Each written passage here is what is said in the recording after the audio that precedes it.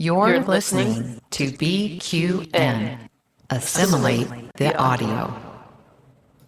Hi, I'm Mitch. And I'm Davey. And we are the Bargain Bin Gamers. I said, ooh, come on, baby, turn the lights off.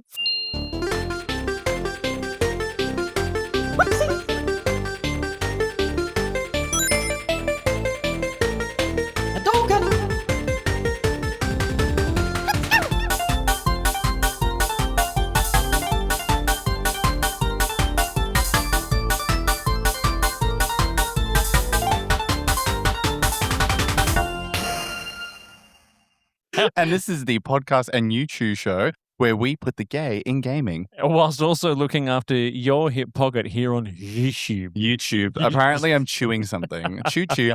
We're doing ASMR content now. And now before we begin, we would like to give a big shout out to this show's associate producers, Sam Johnson and Mei M.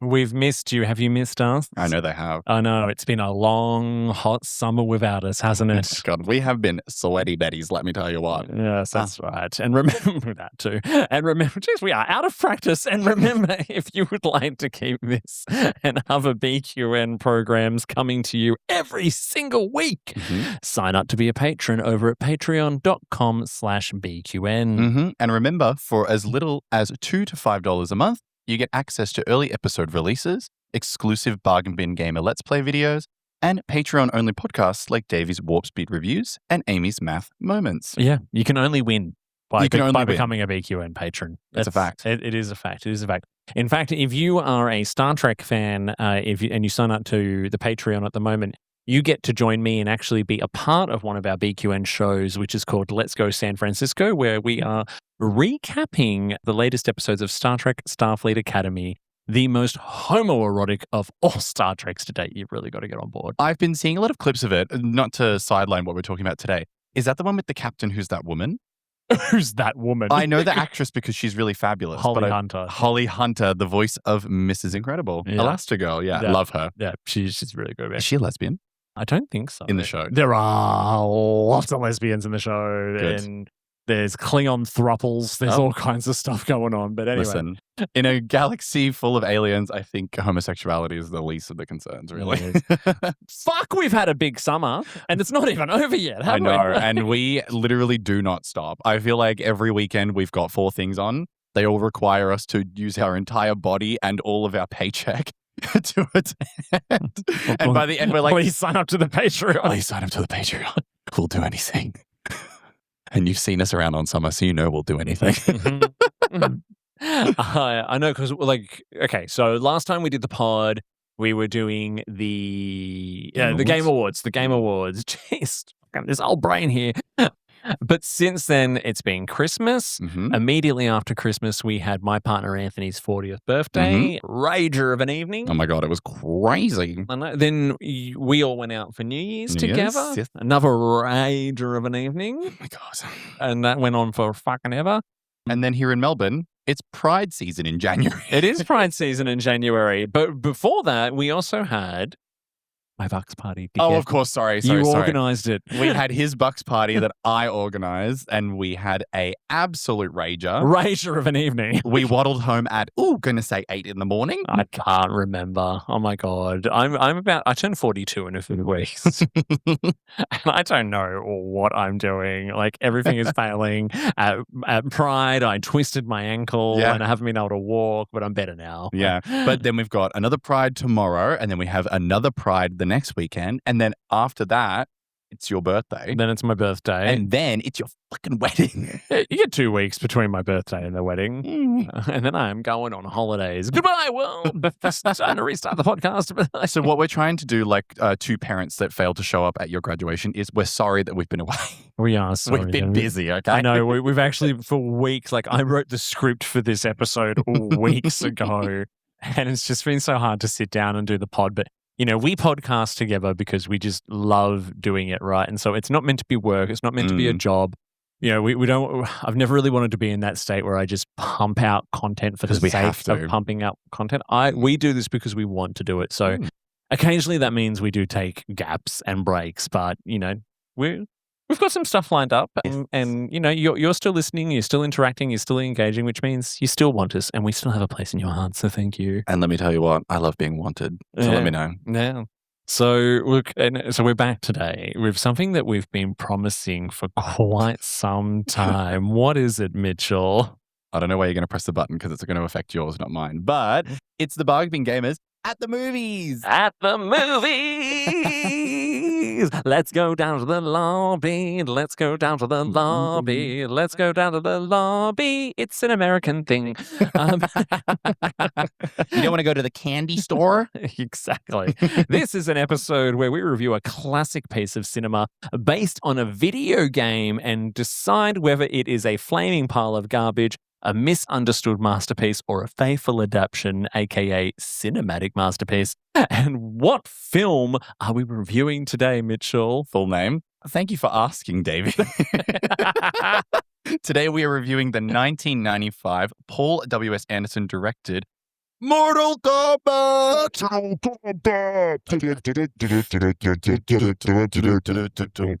Seriously, how epic is that tune? It's so iconic as well. Like the minute I heard it, like there was a lizard part of my brain, lizard reference. Oh, sorry, reptile part of my brain reference. And I switched on immediately like a bloodhound. I was like, I've heard this song before. I know.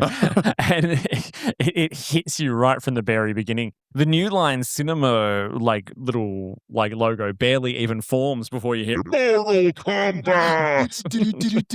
And they're just like slowly fading in. I'm like, oh my God. I don't know if that's the right voice. Mortal Kombat. I don't know if that one is.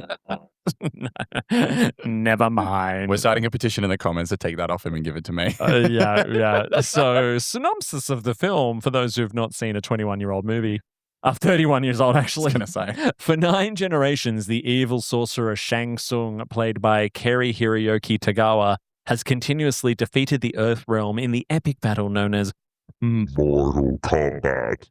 If he wins a 10th consecutive tournament, desolation and evil will reign over the multiverse forever. Enter Lord Raiden, a classic 90s whitewashing in the form of Christopher Lambert, who brings together 3 warriors to defeat Shang's evil outworld forces.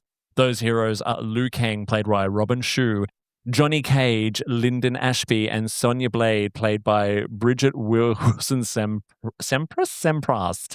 There is a lot of hyphenating going on in this cast. I don't think that's probably what the names were at the time.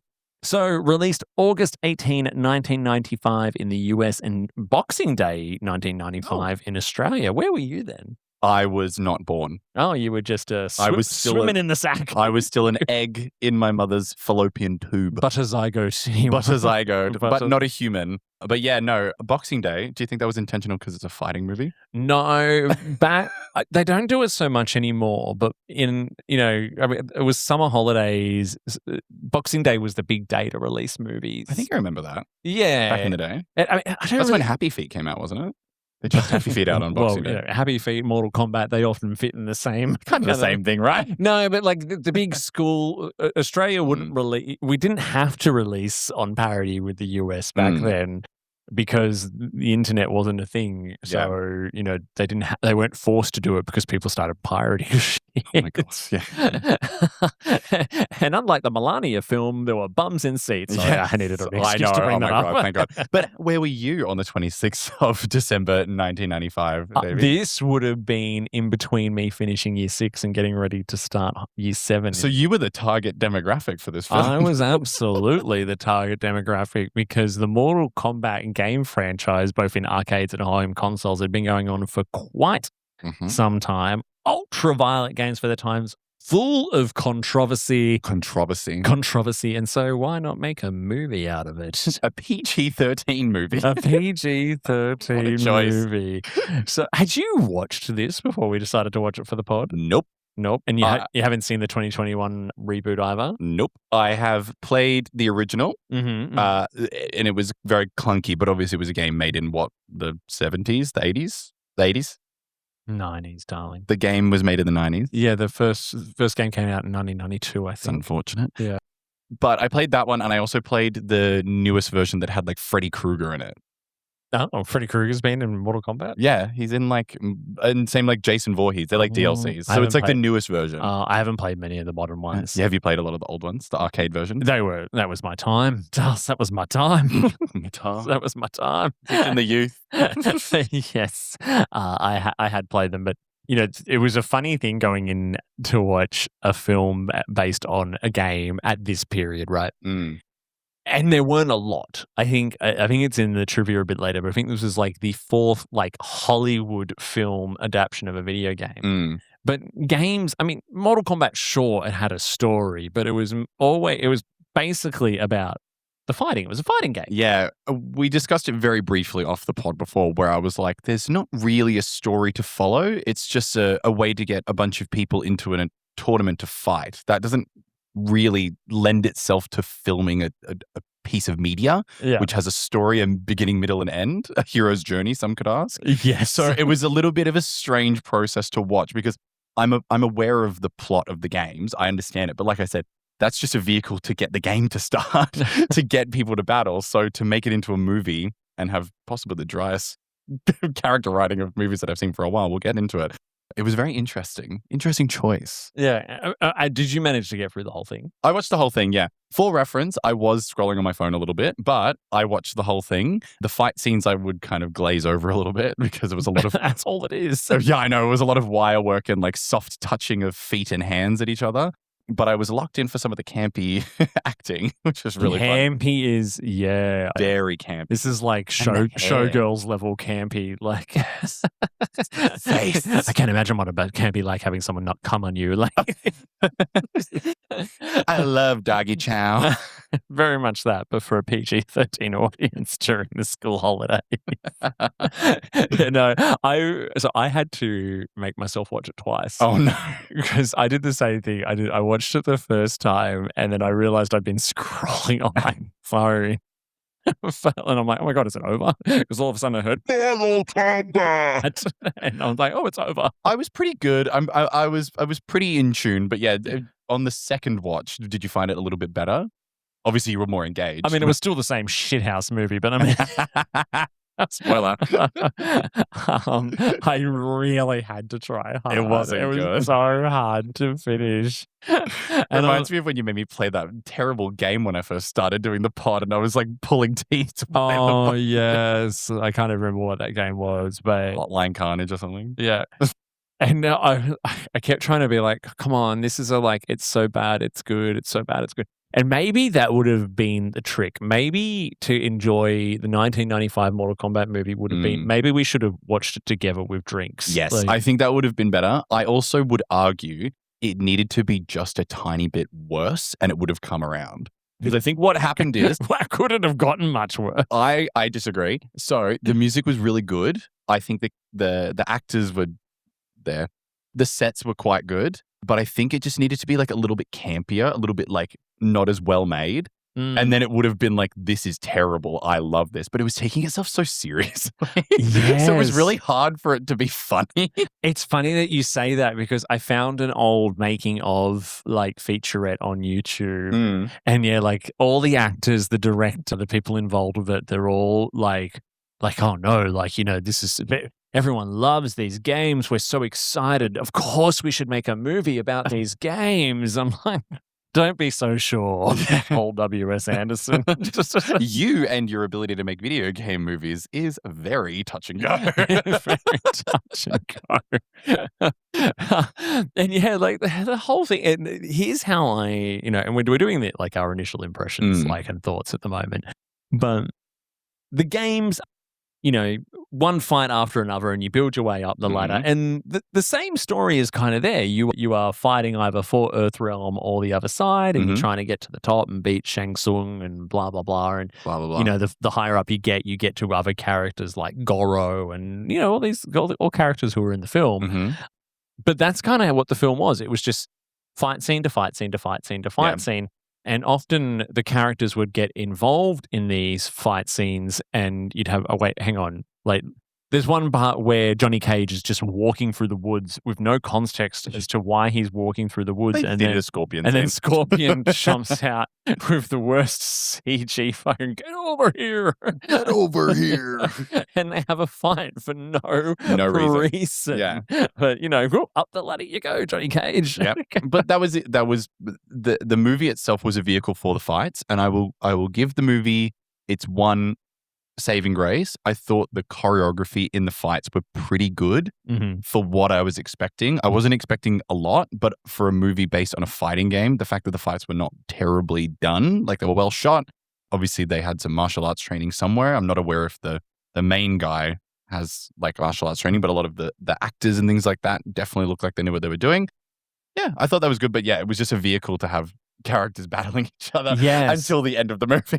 And when doing a lot of like reading about like reviews and stuff at the time, and I can't wait towards the end, I've dug up some reviews from 1995. They're hilarious. But like a lot of them talk about like, the martial arts. And there was a big thing in the 80s and 90s, like about like martial arts in games. Like, not in games, but like martial arts in movies. Like, was this like around the Karate Kid? Yeah, you had like Karate Kid. Bruce Lee was a big thing. Like Hidden Dragon, Crouching Tiger. That came around. Yeah, that was 90s. And then later on you got not later on, but Jackie Chan movies started to get were really, really popular around this time and all that. And so the kung fu craze was kind of taking over a little bit. But those films were entertaining films, whereas this was just it panders to the teenage boy audience of the time that were playing the games. Well, another thing that we briefly discussed, but we'll obviously talk about it here, is I'm not super familiar with the characters from the game. I have a very surface level knowledge of all of them. I know vaguely what they look like and kind of their general archetype. This movie did nothing to introduce any of the characters and let us know anything about them. Yeah. It relied solely on the fact that you've played the game, which is a fault of a lot of early video game movies. I think nowadays they're a bit better at it, but I didn't know that much about Sonya Blade. So when they don't tell me anything about her except, I'm fighting for a boy, cool. I know nothing about your character, so I don't care if you're losing a fight. Yes, exactly. But like, it wasn't even a boy; it was her partner, because she's some military person who Kano allegedly killed, But again, we don't know why. The motivation's not there, right? Like, why should we care? It's such vague exposition. Well, it was like the main three, plus Raiden, the white guy. Like, Johnny Cage was like, they think I'm a fake fighter. Okay, cool. What a great backstory. Sonya Blade, I need to save my partner. Okay, we're doing revenge. That's fine. But then also the main guy, Lou, he was also doing a revenge story. And the movie starts with like a bit of a flashback, like avenging his brother. Yeah. But I'm like, okay, so we're doing 2 avenging plot lines. That's all we know about these characters. That's it. It's literally nothing more to flesh them out. It's lazy, right? The direction is, okay, adapt this really popular video game series that makes lots of money and make us lots of money at the box office. Exactly. Even the choice to have Liu Kang, Johnny Cage, and Sonya Blade as kind of the 3 main characters felt really, really odd from being familiar with playing those original games. Like, I can even remember when it came out, I'm like, why are these 3 why are they the ones that we need to follow and care about? Is it because they're like the human Americans plus Liu Kang, who was, for all intents and purposes, American because they made a big deal about it in the movie? Well, I mean, I think you can only, movies are movies, right? And you can only squeeze so much into them. It reminds me of the 2000 X-Men film, right? Yeah. There was always so much anger over who was and was not included. Like Gambit not being included in those films for so long. And then when he was, it was awful. Yeah. The same thing is, there's so many characters in the roster for Mortal Kombat now that even the 2021 film barely scratched the surface. But a lot of fun, that movie. Is it really? We should watch that one. I think we should. I kind of want to give this series like another rehash because I feel like this was just not very good, and I've kind of I've lost all my love for it. I wouldn't mind seeing what they can do with these characters in a bit of a better way. Yeah. The other thing I will say as well, a note I made here is talking about the whole mass appeal teenage boy audience. So obviously you need to be able to get as many people into the cinema watching it if it's a school holiday / summer blockbuster. So it had a PG-13 rating.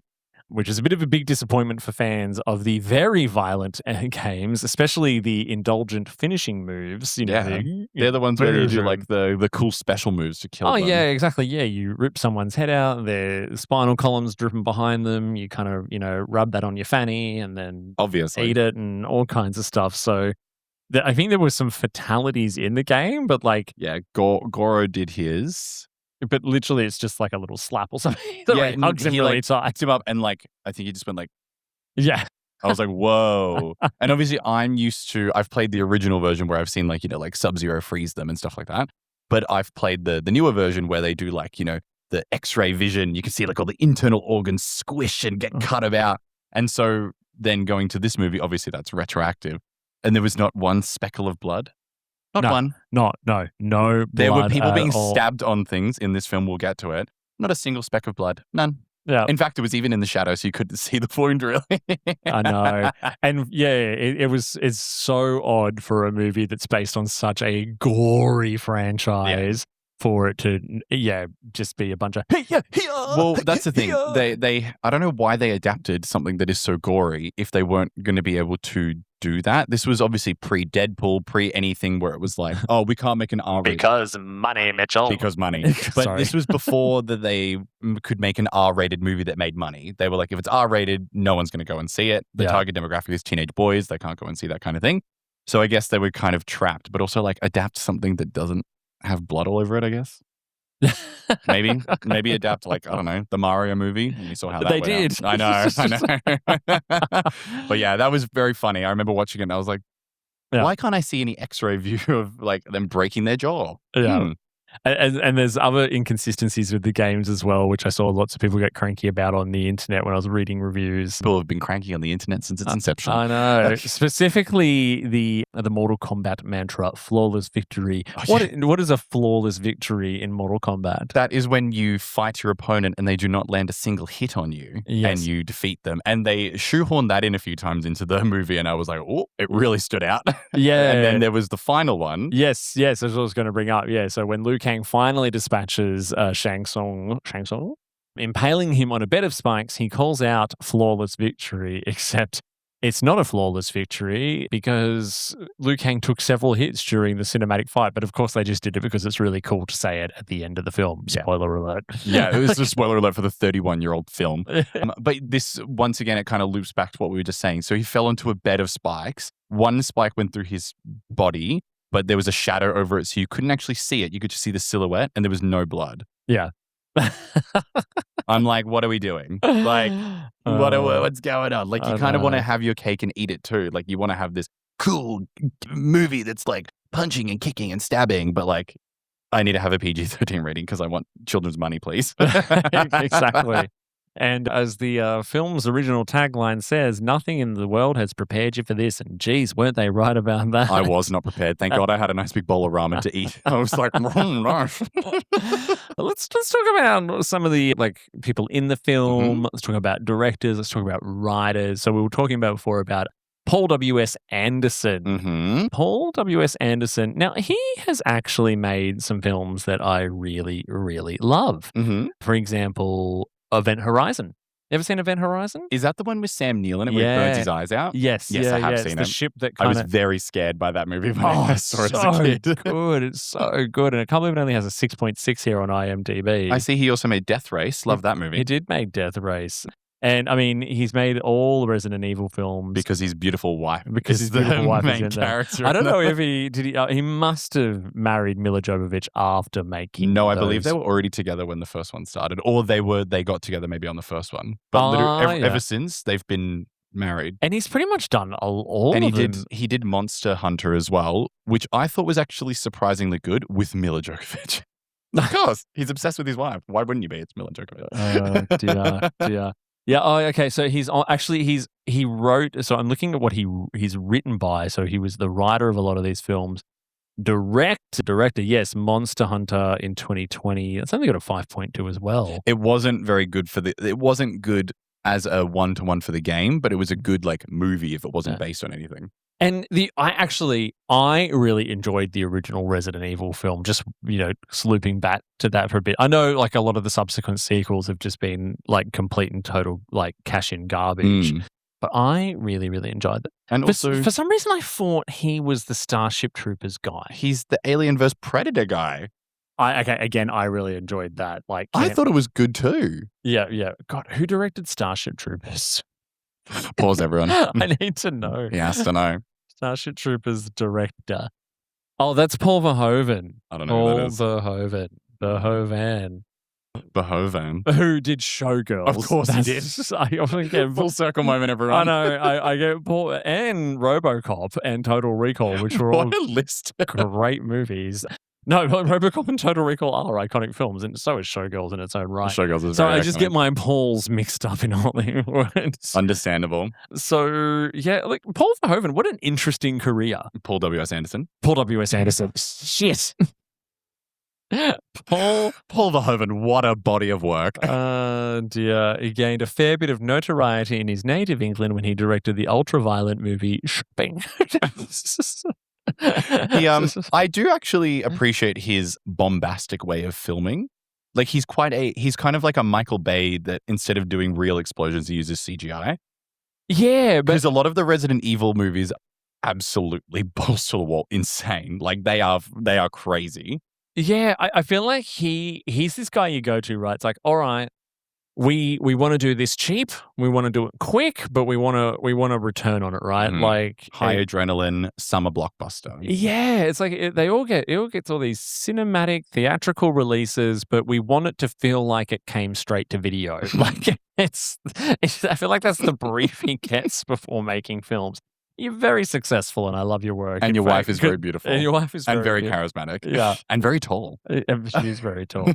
But like, I'm looking through some of these other movies. Pompeii. I mean, everything. No, I can't see anything Yeah. like much higher than like a 6. Yeah, Except for unfortunate. even Shopping, which was apparently Shopping, which had Jude Law in it. Oh my God, that is a young Jude Law as well. 1994. That's a very young Jude Oh Law. my God. But yeah, okay. So That's so random. yeah, and then for a writer one of the writers we had Ed Boon, who was I think he was one of the original developers or creators of the Oh. game. So we did actually have a writer from the game series, and he was involved in the sequel, looks like the 2021 reboot as well, and the upcoming Mortal Kombat. Oh wait, no, Mortal Kombat Decision was a game.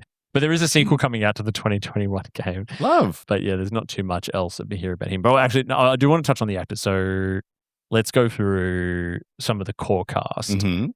Christopher Bill. Christopher Lambert as Lord Raiden. Can we just talk about for a second, Yes. like, why was there something stuck in his throat, and why did it only bother him at parts of the film? Thank you. It really, really like snapped my attention. I felt like a kid with keys being jangled in my face because I was watching and he was like, Mortal Kombat. You have come to the thing to go to the. We have to fight Shang Tsung for the Mortal Kombat. Anyway, I was like, whoa, what a choice. Is it a choice? Is he just a bad actor? I can't quite tell. Why is this white guy acting as a Japanese thunder deity? Many questions. Yeah, I I mean, was like, what's going on? Christopher Lambert is not like, I don't know if he's bad. He's a campy actor. I would say he was one of the camp factors for me. Yeah, but like he's had some pretty iconic roles. So like he was in the Highlander series, which we were talking about off the pod, which you've never heard of, but total icon status, those films. Like people love those movies. He was in a movie in 1992 that I loved called Fortress, which was like about this ultra violent futuristic prison where if you like you had this like implant in you, if you misbehaved, they could cause you pain or cause you to explode. And Yeah. like it was total teenage boy Of fodder course. at the time. Yes. But yet his acting in this is just so bizarre. And I don't know it's because he was playing a character that's supposed to be Chinese and it was maybe a little racist. Yes. Well, he had the personality of a wet cardboard box. Like he didn't express or emote pretty much at all. Like he made like a funny little quip at the end of the movie. Yeah. But other than that, he was just like stone faced the whole time. Now listen, I know Raiden is supposed to be a stone cold bitch. Okay. When he was my favorite character because he was really cool. he could shoot lightning, and he had his fun little hat that he could fuck people up with. I understand he's supposed to be quite solemn, but it's kind of hard to take him seriously when he sounds like he's choking on something the whole time. The whole time. And also, the whole time, it was also very odd for this monastery, this beautiful Thai monastery, to be worshipping a white guy. I know. It was a little odd. I know. He's meant to be, is the Gandalf of this film, really. Lord Raiden is the champion of the Earth Realm, and he brings his champions to fight on behalf of the Earth Realm. What are they, is like the Lord of Thunder or the he's God based, of Thunder and Lightning? He's based on like a Shinto, like a Japanese like god of lightning and thunder. And in the game, I believe he's supposed to be like a one-to-one to that. But yeah, it was a very odd choice. And obviously it was the 90s, and I think they wanted a big bill name for one of the main people. Oh, was he a big, he's got a cult following at the time. I mean, I feel like, again, Christopher Lambert is not Paul Verhoeven, but Paul W.S. Anderson is just like, hey, we kind of want someone that people know in this, but we don't want to spend a lot of money. Would you like to play a Japanese man? Yeah, face it, Christopher Lambert, you answered the first phone call. I wonder if he's still acting. He was in something last year called The Creeps as himself. That sounds like a good thing. I try to see if there's anything he's been. I mean, he played the voice of Raiden in Mortal Kombat 11 in 2019. I wonder if he put the voice on. Hey, Kay, can I talk like this? But you have to come with me. Girl, put the cigarettes down. It's like they were doing multiple takes and you got to have a glass of water halfway through sometimes. So they're just like, well, we'll just mash it all together. Very odd. It was very odd. And he was kind of weirdly sassy every now and then. And I was like, okay. Like they very much like Hollywoodified the character to make him like the cool mentor that was like quirky. The only thing I can recognize in here from like the last 15 years is like NCIS. He seems to do a lot of like foreign French films, or is that Italian? I can't. La Desprou de la Limousine Devereaux. He plays Jacques. Okay, I'm going to say French. Like, I don't know. Is he French? What? Je m'appelle? I don't think so. Nah, no idea what any of this is. Random. Anyway, I hope you're doing well. Anyway, love you. Hope Creep was good. Yeah, Liu Kang, Robin Shu as Liu Kang. He was really good. I'm gonna say this now. I thought he was really great. His physicality was good. He was one of the few actors in there that actually emoted. And his hair was fantastic. What a blowout. I was just looking at it move and I was like, holy shit, that's a lot of hair. Kind of hot too. He was kind of hot. Very attractive. Very attractive. He was also like shirtless or wearing like stringy little nothings for half the movie. And I was like, oh yeah. Oh, and he's we're looking at a recent photo of him. Quite handsome there as well. God, he hasn't aged a day. No, yeah. I mean, look, at least I felt like he was bringing some form of sincerity to his role. But like, and trying to act balls to the wall whilst everyone else is just chewing the scenery around you. Or not doing anything at all. Yeah. I thought he was really good. Oh, he was in Death Race. He was in Death Race, which was Paul W.S. Anderson, not a Paul Verhoeven film. No, I thought he was really good. I thought he emoted really well. He was like the main character for me. Like he was the one. Yeah, he hasn't done a lot though. No. He was in the Dead or Alive movie, which is another video game movie. Whoa, in 2006. yeah, that's really bad as well. He's been in the Death Race films. He did a voice in the Sleeping Dogs game. His last acting credit was 2015, A Way of the Empty Hand. Maybe he's retired. Yeah. Robin Shu is the fourth child of a Shanghai tailor and homemaker. His family moved to the US in 1971. Their first home in Los Angeles was a 2-bedroom apartment near Olympic of Vermont. That's very detailed. Today known as Koreatown. But anyway, good on you, Robin Shu. Johnny Cage, Lyndon Ashby. He was not good. No. I mean, he still kind of looks the same. He was quite handsome. I will give him that. I thought he was. I think they nailed like the visuals pretty well on him. Yeah, he was quite handsome. I mean, he was a bit smarmy, which I guess is the point. But yeah, he was just a nothing burger of a character. Well, okay, this makes sense. He was in 102 episodes of The Young and the Restless. Yep, I see that. Oh my God, it is. Yes, you can see it in the look of him. It is total like TV serial soap opera. Just like him, like smizing at the camera, like, no, Lynette, I can. It's like, girl, give us something. Yeah. So he was in The Young and the Restless from 2003 till 2025. He was in NCIS. He's got an NCIS. It says here as Cameron Kirsten Vision, and Cameron Kirsten Dream. Thank you for the specificity, IMDb. I know. Yeah. Remember that time I was a dream of myself in that TV show? But did you like him? Did you like his portrayal of Johnny Cage? No. The disgruntled actor where he's like, oh, they don't think I can fly. Yeah, no.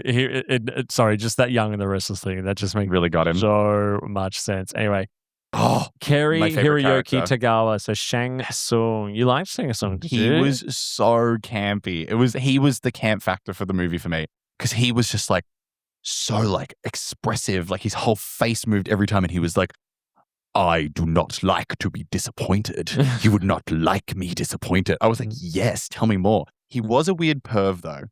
Didn't like that. Yeah. Weirdly obsessed with Sonya He Blade. was very obsessed weird. with Sonya Blade. The whole like when sending Kano after is like, Do not lay a hand on her, Kano, or she is mine. oh, you will need a seeing eye dog. I was like, wow. Wow, another disability joke. I know, so- But no, I thought he was really, really good. I thought he was a fairly despicable villain As for a what he was. Yeah, he was a campy bad guy. Yeah. And I enjoyed him, making the best of a shit sandwich. He could have probably been like a Power Rangers villain, honestly. Like he was kind of giving like Rita Repulsa energy. Oh my God. Like- Yes. It's very much like that. He But was in a James Bond movie, License to Kill in 1989. But anyway. Damn. Yeah.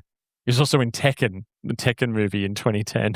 Goodness. And Planet of the Apes. Oh, the 2001 one with Mark Wahlberg. Wow. Marky which Mark. was terrible. Jeez. But yeah, I thought he was good. A good despicable villain that was like just maniacally evil just for the fun of it. All right, now what would happen if Wallpaper could act? It's Bridget my Wilson's God, he was Empress so- Sonia.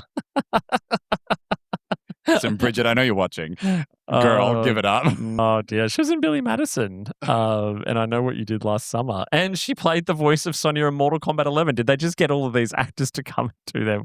And that was the last. Sorry, 2019, and that was the last thing she did He was in Mr. and Mrs. Smith as Bridget herself, apparently. as Bridget Wilson. That's so random. Yeah, she was kind of a nothing burger.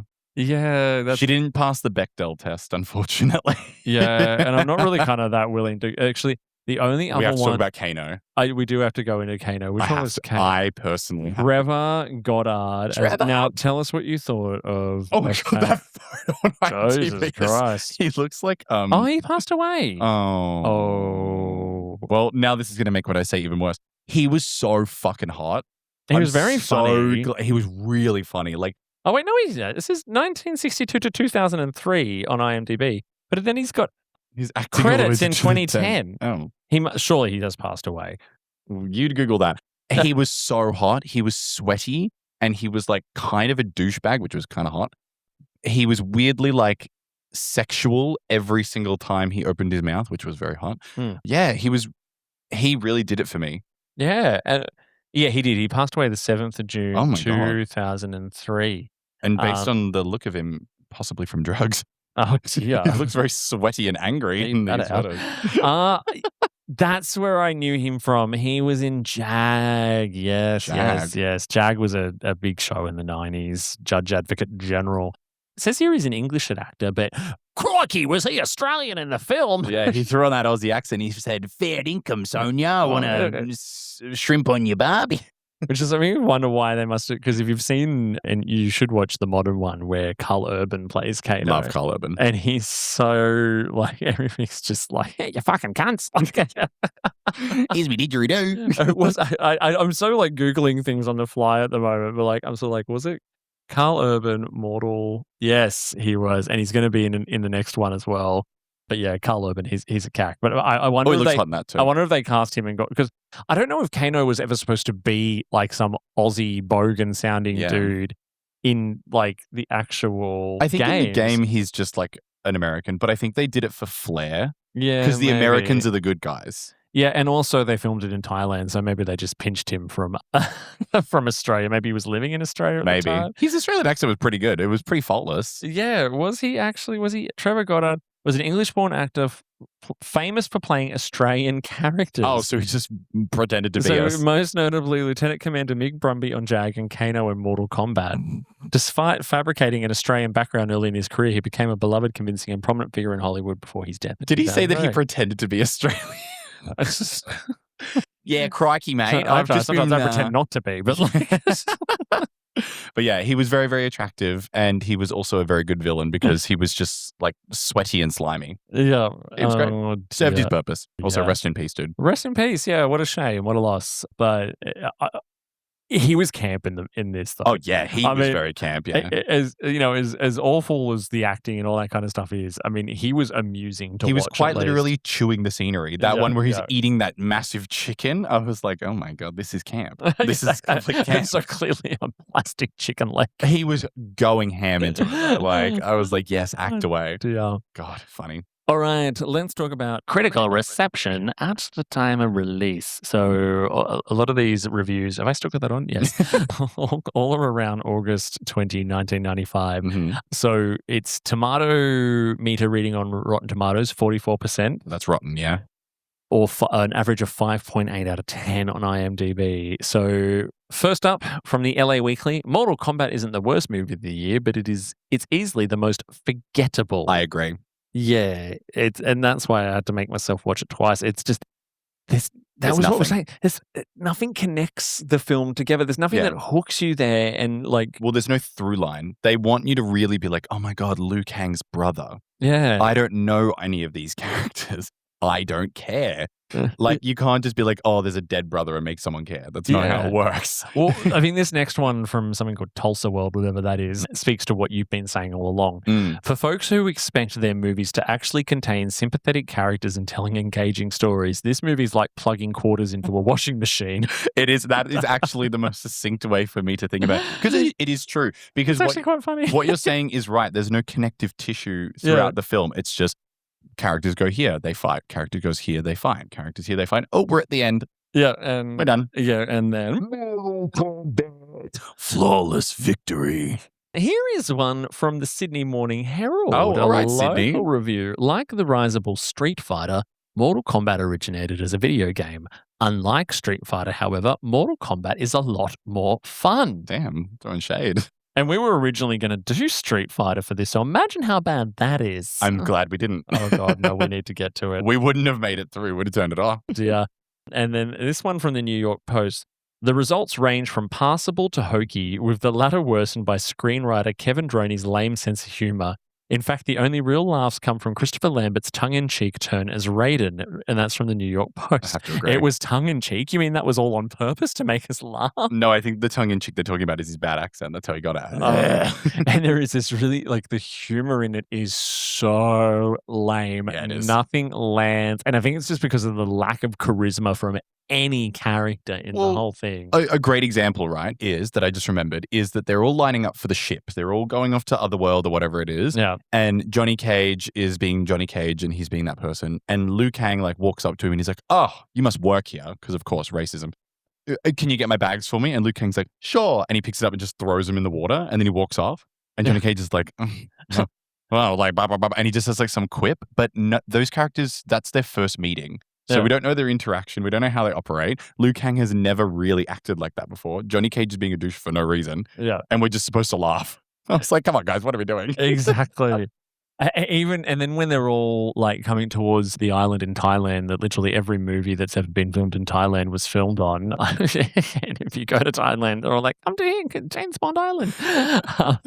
There's Sonia and Johnny Cage are talking to each other and she's trying to get in touch with someone.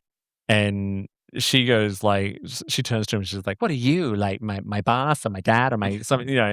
And then she tells him off when they get on the beach. She's like, what are you, my agent? Oh, yeah, that was exactly what, that's the exact humor. It's just like not funny, like low hanging, barely it's cliche. Fruit. Yeah. That's just the thing. Like nothing in it is, I mean, cliche can be funny when it's done with a bit of style, but there's just no style. No style. Exactly. It just feels like everyone's here for the paycheck. They're going through the motions. Yes. Yeah. They're hitting their mark. They're saying their line. Cut. Let's go to lunch. All right. We've got two more. So the second last one is from the Montreal Gazette. The last one is a user review from Letterboxd. So the second last one, Mortal Kombat is deadly, all right. Deadly predictable. In opting for the most shop-worn of martial arts film storylines, the makers of Mortal Kombat put their movie in a straitjacket from which it cannot escape. Oh my goodness. I feel like, again, I mean, even though I said I watched that featurette and they felt like they were all like, no, we're making a real serious piece of cinema here. They're like, no, we're changing lives with Mortal Kombat.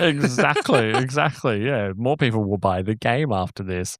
And this, I don't know how this one stood out to me. Actually, I do know how this one stood out. Oh, I know. I'm reading it. I know why it stood out to you. This is a review from Letterboxd, a recent user review. Would have been a 5-star film if Paul W.S. Anderson was brave enough to show Goro's dick. Do you reckon he's got 1 or 2?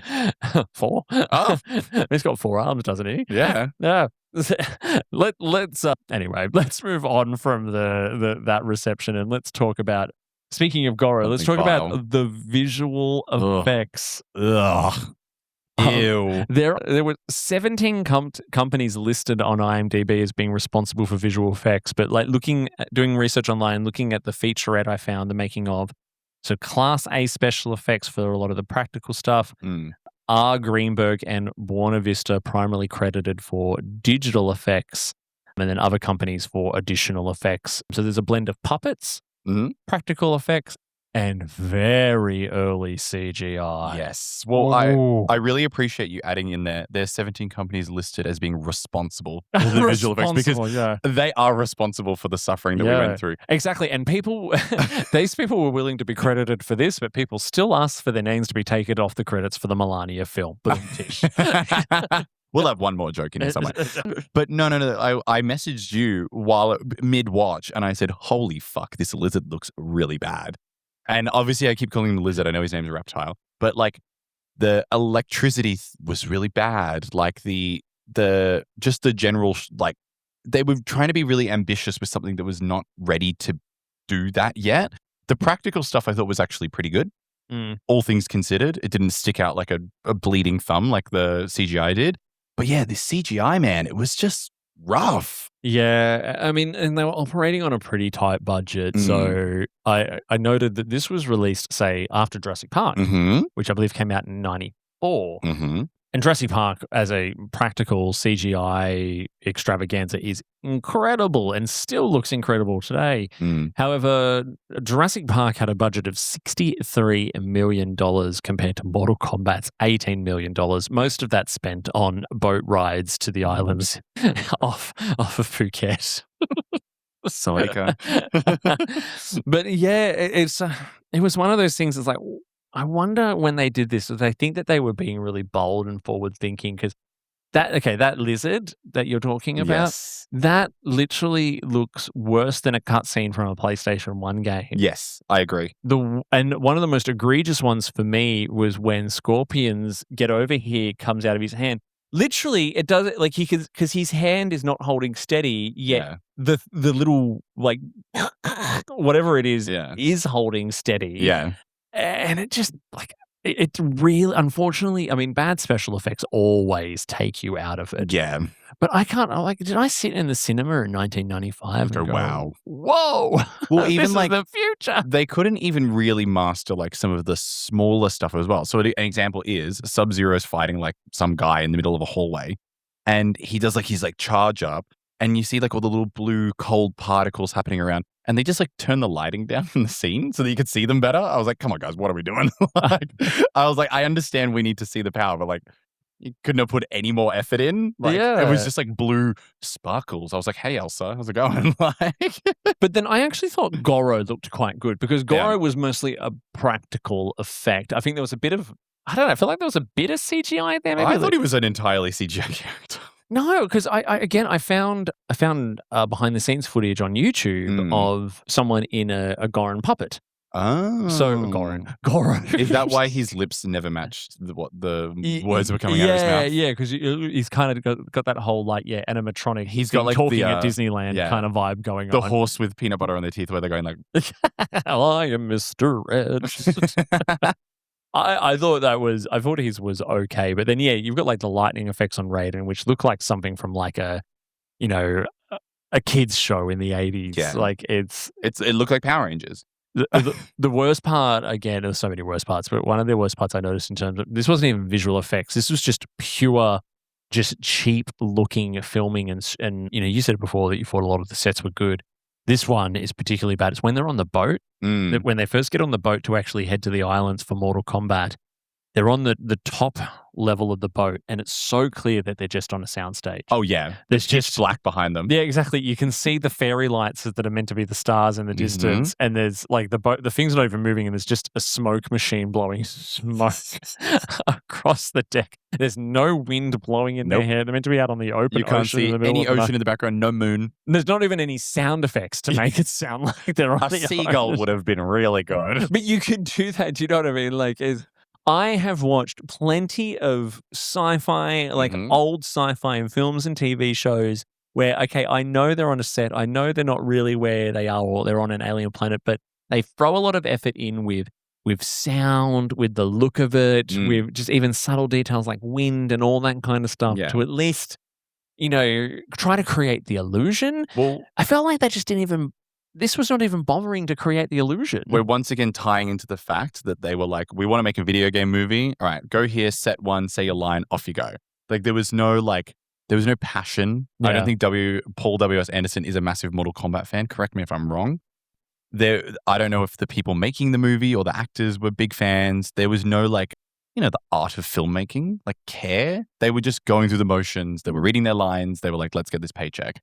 That was what it was. Because otherwise, they would have had something in the background. They don't need to spend millions of dollars, but they could have done something. Yeah, I guess so. But then I'll have to link. I will provide a link to this making of, because there's some behind the scenes footage which was probably done for it, for the featurette whilst the camera's on. It kind of looks like they're having a good time. Like, oh, I'm sure it was shots of the actor doing Liu Kang doing his own stunts, and the crew in the background holding up like scores, like you would in gymnastics and all that kind of stuff. That's fun. That did look like they were. Well, that's the thing. Like, I think there was definitely some passion in there, but yeah, there was just a creative level of care that was just missing, I think. But they knocked it out of the park with the soundtrack, at least. They really relied on that. Anyway, final note on visual effects. I found there's a comment on Screen Rant. They did an article, what it's like watching it in the modern day. They noted the irony that the film was produced by New Line Cinema, who would go on to produce one of the films that had one of the most iconic CGI characters ever, which was Gollum. Which was New Line Cinema was responsible for Lord of the Rings. But just because New Line Cinema produced it, I mean, that means nothing. The animation studio could have been completely exactly. Yeah, but that is quite funny that they have this absolute dumpster fire of special effects, and then they have Gollum. Yeah. And now it's time for Make it gay. Oh, you don't know. Get out of here. Who's got a Cosmo? Let's go. Oh, no. Nothing gay about it. No. Well, did you get any gay? Anything apart from the fact it's camp as fuck? But any gayness you felt watching it? Anything that you could have been subtexty? Not really. There was lots of sweaty, partially naked men everywhere. Kitana seemed not interested in a single male in her general vicinity. What about Kitana? First of all, is she not supposed to have a mouthful of teeth? Or am I thinking of someone else? Well, I mean, everyone's got a mouthful of teeth. No, but you know what I mean. Doesn't she wear the little mask and she's got the big jaw with big scary teeth? Is that her? And she fights with the fans? Is that not her? I think so, but maybe in later iterations. Why did she look just like Why was she a princess? Tomb Raider? I know. No, but she seemed very uninterested in every male around her, and she was unbetrothed, and I was lesbian, and she had her hair up in a ponytail, lesbian. Oh, this is a... I'm really stretching. I was going to say, this is have you ever been on TikTok and seen the galas? What? Oh, it's this whole subculture of people on TikTok Taylor. who think Taylor Swift is a lesbian. I have fallen down. And they're just the manuscript, the man you script because you scripted him because you made him up. Lavender haze. Lavender is actually the queer color. Yeah. She's discussing being in love with women, but she can't come out. Exactly. And see those two backup dancers? Look at the colors of their dresses. If you had all of those colors on a flag, lesbian flag. Gala. Anyway, so apparently Mortal Kombat did not have any LGBTQ plus inclusion. It's been a modern development where character Kung Jin was one of the first LGBTQ characters. And then there's been relationships with characters like Melina and Tanya appearing in later installments around Mortal Kombat X.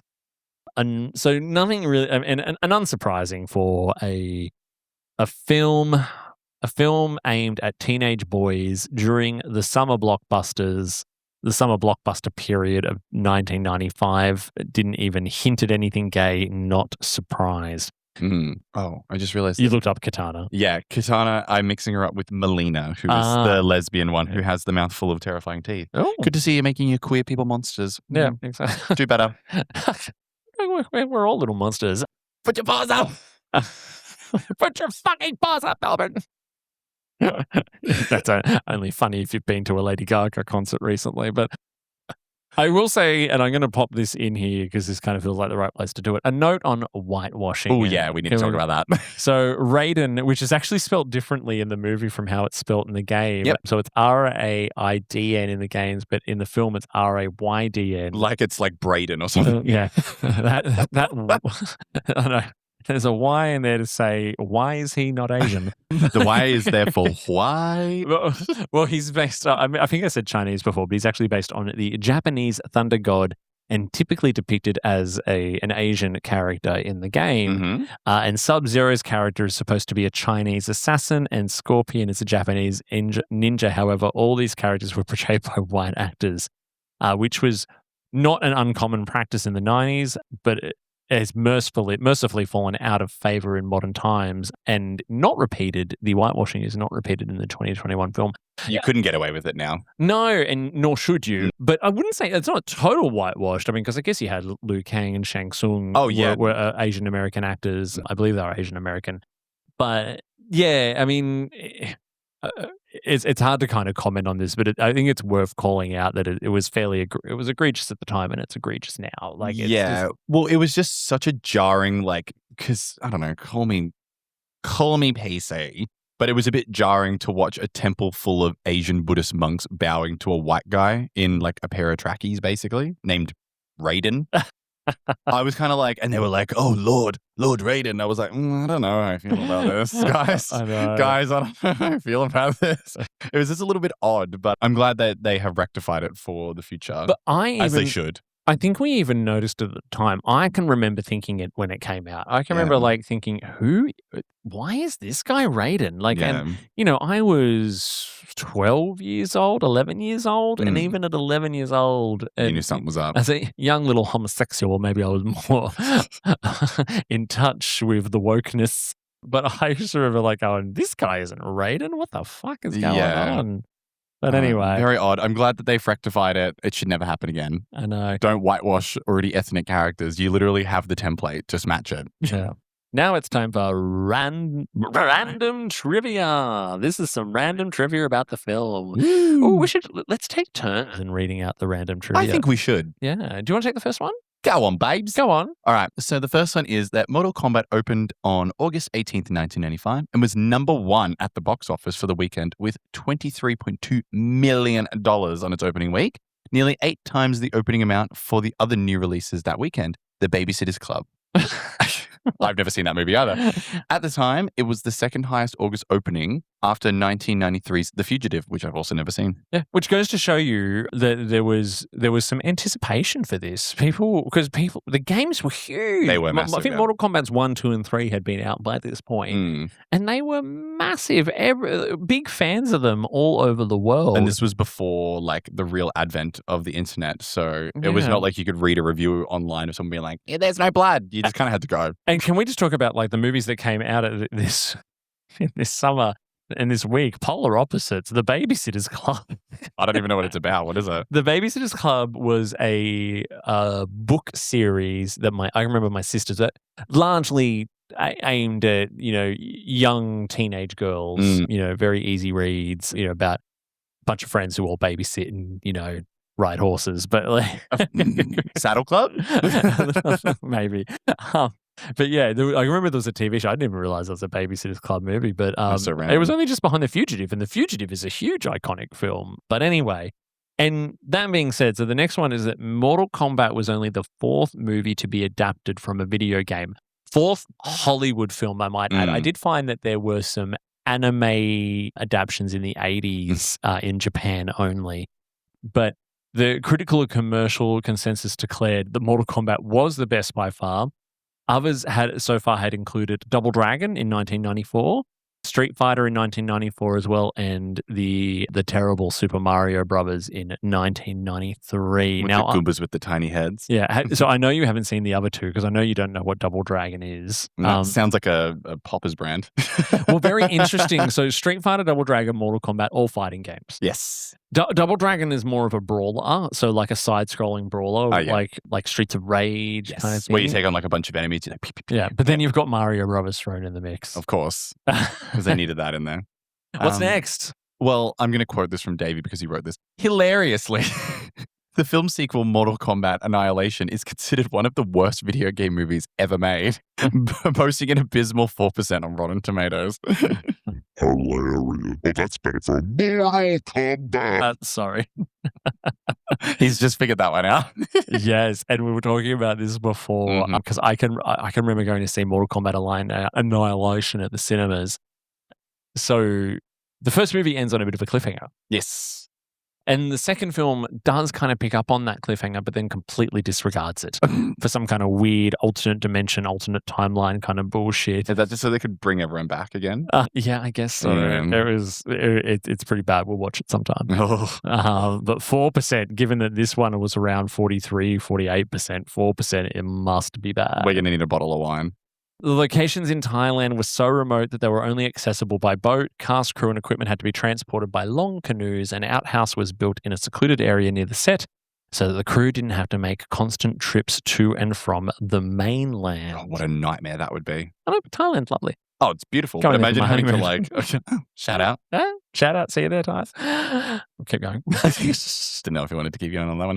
Really? So Ed Boon, co-creator of the original video game Mortal Kombat in 1992, starred as the voice of Scorpion. Get over here. How interesting. He was not a very good character in that movie. So. No, but, good on you, Ed. I mean, good to see that the creatives behind the games were there, and maybe they were trying to just like, hey, this is a little bit of the story we would actually like to tell if the video games of the time were capable of the sort of storytelling that they're capable of now, maybe. Unsurprisingly, the film's soundtrack went platinum in less than 2 weeks. Mortal Kombat. Yeah, Banger. Not the helium one. Mortal Kombat. He has too much fun with that. And the final piece of trivia is, at around the 6-minute mark, Steven Spielberg, an avid fan of the Mortal Kombat series, was set to make a cameo appearance as the director of Johnny Cage's first scene, but scheduling conflicts forced him to back out. Nonetheless, I was like, Davey, what have you been typing? The director character in this scene does resemble Spielberg, and which is most likely a reference to this. Did you pick up on that at all? Do you think he looks like Spielberg? Don't really know what Steven Spielberg looks like.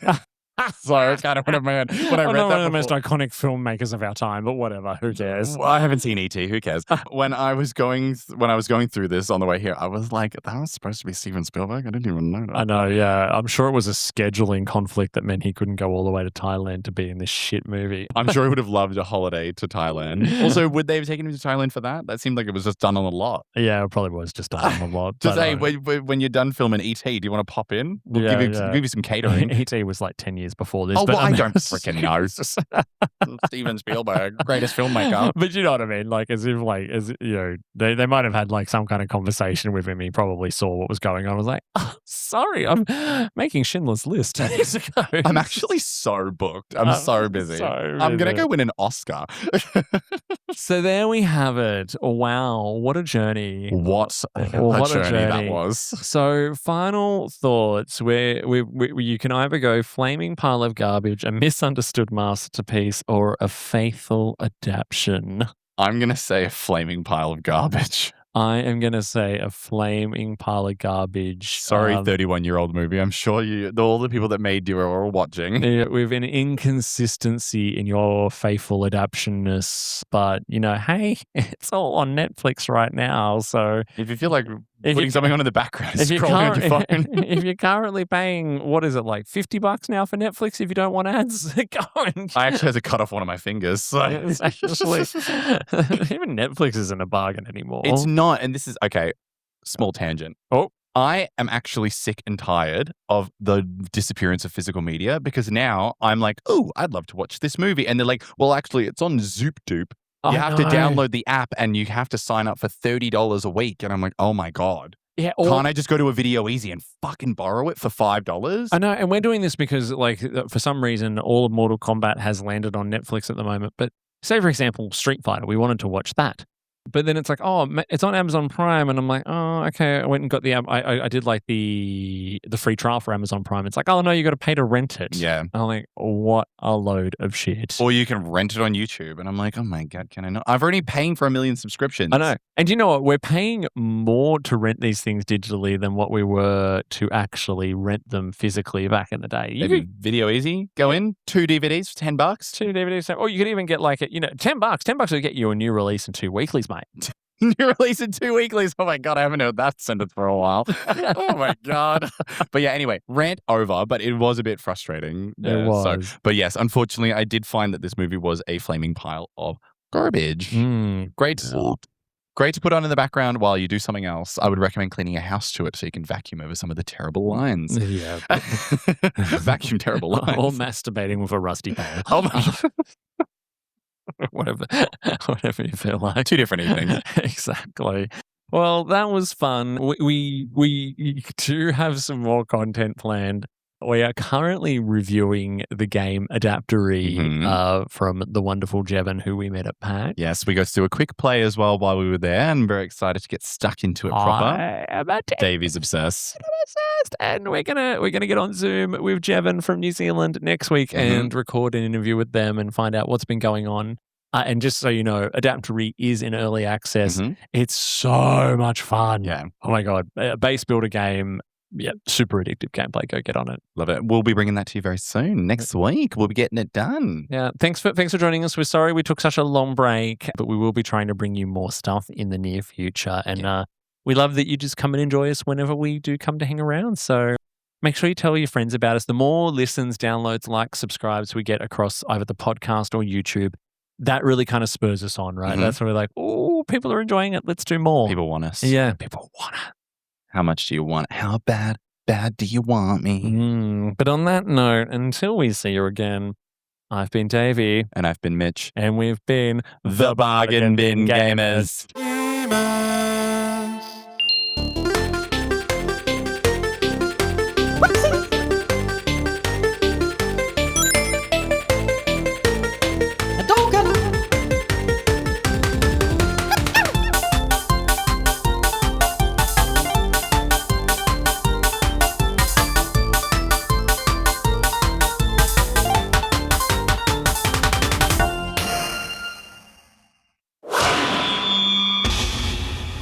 Double T Media.